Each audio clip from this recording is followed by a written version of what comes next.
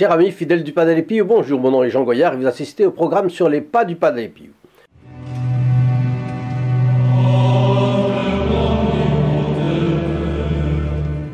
Aujourd'hui, je vais vous parler de ce qui est arrivé à Carmela Morcaldi, une jeune veuve qui s'efforçait d'élever ses 5 enfants et qui a trouvé réconfort et confiance auprès du Padre Pio, ce frère capucin mondialement connu aujourd'hui pour ses dons de thaumaturge. Bienvenue sur notre chaîne YouTube, sur les pas du Padre Pio. Si vous découvrez cette chaîne, vous serez stupéfait quand vous entendrez les fioletti du Padre Pio, un des plus grands saints du XXe siècle qui était un mystique et aussi un sage. Il a été canonisé en 2002 par Jean-Paul II. Sa vie est d'abord connue parce qu'il a multiplié les guérisons et les miracles pendant 60 ans. Et qu'il continue de le faire de nos jours, 55 ans après sa mort. Son intercession auprès de la Sainte Vierge est donc efficace. Nous publions ici de courtes vidéos 3 jours par semaine sur les faits grands et petits de sa vie. Suivez-nous pour en savoir plus sur ce personnage qui d'un côté était très humain, mais d'un autre côté semblait échapper aux règles de l'espace et du temps communes à tous les hommes. Vous serez abasourdi de savoir ce que le Padre Pio peut faire pour vous alors que quasi personne ne vous en parle. Pourquoi vous le cache-t-on? Allez la question. C'est une question évidemment à se poser. Avant d'entrer dans les détails, laissez-moi vous dire que nous avons le plaisir de distribuer gratuitement sa photographie. Comment y arrivons-nous? Grâce à un groupe de personnes, les protégés du Padre Pio. Il suffit de voir le lien ci-dessous dans la description. Vous déroulez la description en appuyant sur le mot plus. Et puis vous verrez arriver un bouton rouge, écarlate.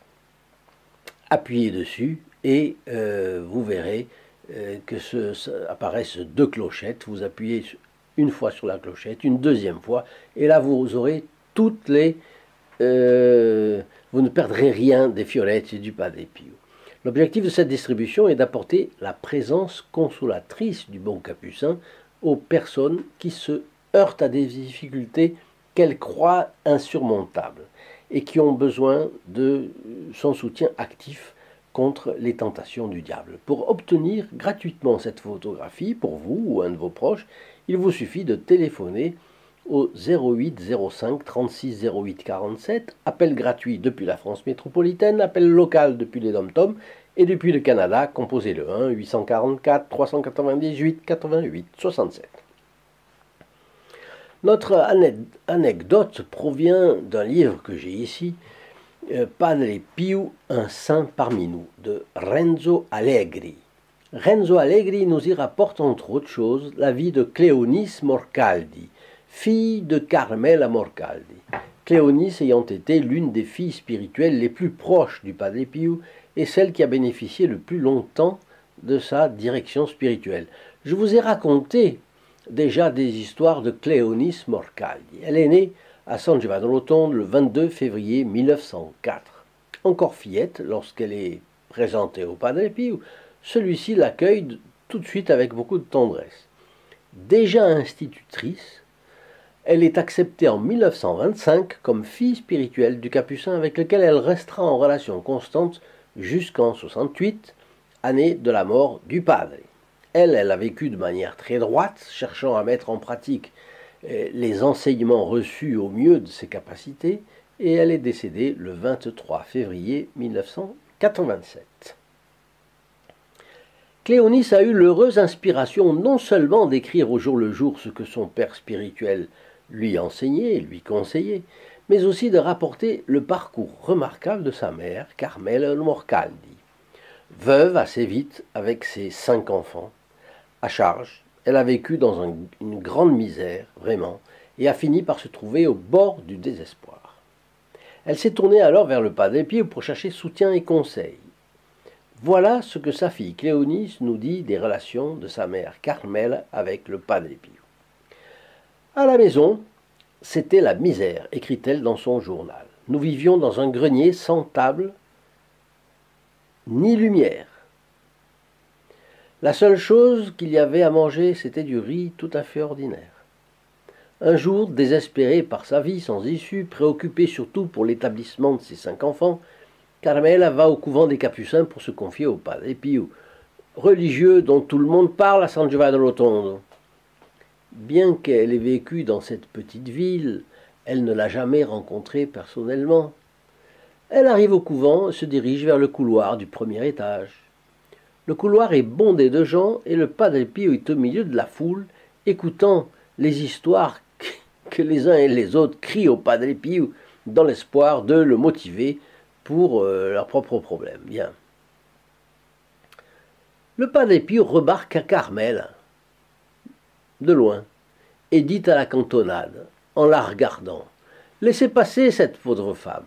Laissez passer cette pauvre femme. » Carmel est confuse de honte, incapable de comprendre comment et pourquoi le Padre Pio l'a remarqué. Vous pouvez imaginer la scène sous les yeux de tout le monde. Elle avance, est intimidée. Elle s'approche lentement, traversant la foule qui la dévisage. Le Padre Pio l'invite à le suivre dans une pièce à côté de la sacristie où ils pourront être un peu plus tranquilles à l'écart du brouhaha général. Il l'invite à s'asseoir et lui dit « Eh bien, Carmel, qu'est-ce que tu veux ?»« Carmel, qu'as-tu à me dire ?» Et la veuve est stupéfaite. Le Padre Pio l'appelle par son nom, mais ils ne se sont jamais vus, jamais rencontrés. Et là, il y a une grâce, elle voit Dieu dans cet homme. Et elle lui ouvre son cœur. Elle lui raconte l'épreuve qu'elle traverse, ses peines, ses inquiétudes, ses angoisses. Elle lui parle de ses enfants et de la grande pauvreté dans laquelle elle les élève. Et le Padre Pio écoute avec attention. Et puis il lui dit, « Tu vois, Carmel, tu vois ces oiseaux dehors qui volent joyeusement. Ils ne sèment pas, ils ne récoltent pas, mais ils trouvent toujours la nourriture dont ils ont besoin. » Puis il lui parle des lys des champs, comme notre Seigneur les décrit dans l'Évangile selon saint Matthieu et conclut par les paroles de Jésus. Si Dieu s'occupe des oiseaux et des plantes, il n'y a pas de problème pour toi. Si Dieu s'occupe ainsi des oiseaux et des lys, combien plus prendra-t-il soin de nous, ses enfants? Le Padre Pio lui a parlé avec tant de ferveur que l'espoir renaît dans le cœur de Carmel. Il ajoute, « Sois sûr qu'avant de mourir, tu verras tous tes enfants placés sur le bon chemin de la vie. » Alors, faisons une pause pour lire l'intégralité de la citation de l'Écriture sainte, à laquelle le Padre Pio vient de se référer en tant qu'auteur, parce que ce passage est sublime. Tous les passages sont sublimes, mais regardez celui-là. Notre Seigneur qui parle. « Considérez les lys des champs comme ils poussent. Ils ne travaillent, ni ne filent, mais je vous dis que Salomon même, dans toute sa gloire, n'a pas été vêtu comme l'un d'eux. Si donc Dieu habille ainsi l'herbe des champs, qui est aujourd'hui et demain sera jetée au four, ne le fera-t-il pas bien plus pour vous, gens de peu de foi ?» C'est saint Matthieu, bien sûr, chapitre 6, versets 28 à 30. On complète cela avec saint François de Sales qui nous conseille « Ayez confiance en Dieu et n'ayez pas peur, tout finira par s'arranger pour le mieux. Dieu pourvoira à vos besoins et ne vous abandonnera jamais. » Alors, le Padre Pio qui a ajouté saint François de Sales, donc, et puis qui vit ça, c'est pas seulement de le dire, il en est convaincu, et la grâce passe du Padre Pio au cœur de Carmel. Ce jour-là, Carmel est revenue transformée dans son humble maison. Un puissant rayon de lumière avait pénétré dans les ténèbres de son existence, et à partir de ce jour, elle a enduré avec force toutes ses souffrances et les défis de sa vie. Comme le dit sa fille Cléonice, « Ma mère, bien que quotidiennement confrontée à d'énormes problèmes, ne s'est jamais plainte. Elle avait une grande paix intérieure qu'elle transmettait à sa famille, citant sans cesse les paroles du saint Capucin. » Dans son journal, Cléonis évoque en outre un épisode de la vie de sa mère qui met en évidence la manière dont le Padre Pio était touché par les afflictions de toutes les personnes qui étaient ses prochains, disons.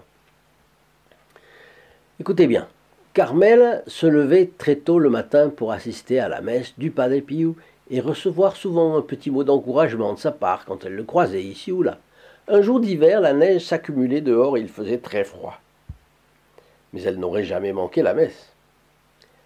Après la messe, elle s'arrête pour saluer le Padre Pio. Et lui s'aperçoit qu'elle est pauvrement habillée. Et il lui dit: par le temps qu'il fait, Carmel, tu es venue avec seulement ce petit foulard sur la tête. N'as-tu pas un châle à te mettre? Et Carmel a répondu: non, mon père, j'en ai pas. Le Padre Pio plonge sa main dans sa poche, tire 13 lires et lui donne. Allez, vas-en acheter un. Prends ça, on me l'a donné pour les pauvres. Donc il pouvait le donner, c'était pour les pauvres. Le jour même, Carmela se dirige vers un magasin. Elle choisit un châle, elle demande le prix, et le marchand lui dit 14 lires. Elle dit 14. Oh, s'il vous plaît, pourriez-vous me le vendre pour un peu moins? Et elle lui montre les 13 lires qu'elle a.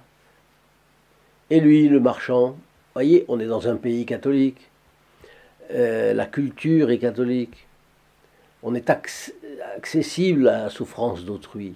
Dans ce cas, 13 lires suffiront, a-t-il répondu. Et ce fut le montant exact que le Padre Pio lui avait donné. Quel est le message que nous envoie le Padre Pio ici? Il faut faire confiance à la divine providence. Et tout ce qui nous sera nécessaire nous sera octroyé, c'est-à-dire tout ce qui est nécessaire à notre salut nous sera donné. Dieu sait ce dont nous avons besoin et ce qui est bon pour nous.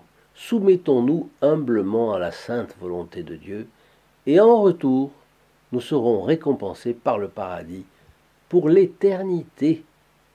Pour l'éternité. Merci de dire si vous avez aimé cet épisode de la vie du Padre Pio et de partager cette vidéo pour aider au développement de notre chaîne. Si vous voulez lui donner un coup de pouce supplémentaire en regardant une autre vidéo, eh bien faites-le.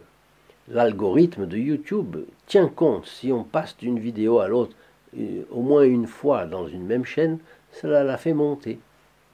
Alors j'ai recommandé quelques vidéos à la fin, spécialement choisies pour vous. Vous le verrez, c'est au dernier écran de cette chaîne. N'oubliez pas d'inscrire en tout cas vos intentions de prière pour la Sainte Messe du Padre Pio de vendredi prochain. Vous trouverez le lien dans la description ci-dessous. Restez à l'écoute pour la prochaine vidéo sur la vie du Padre Pio. Chers amis fidèles du Padre Pio, à très bientôt. Au revoir. In nome del Padre, del Figliolo e dello Spirito Santo, e così sia. Sia lodato Gesù e Maria, oggi e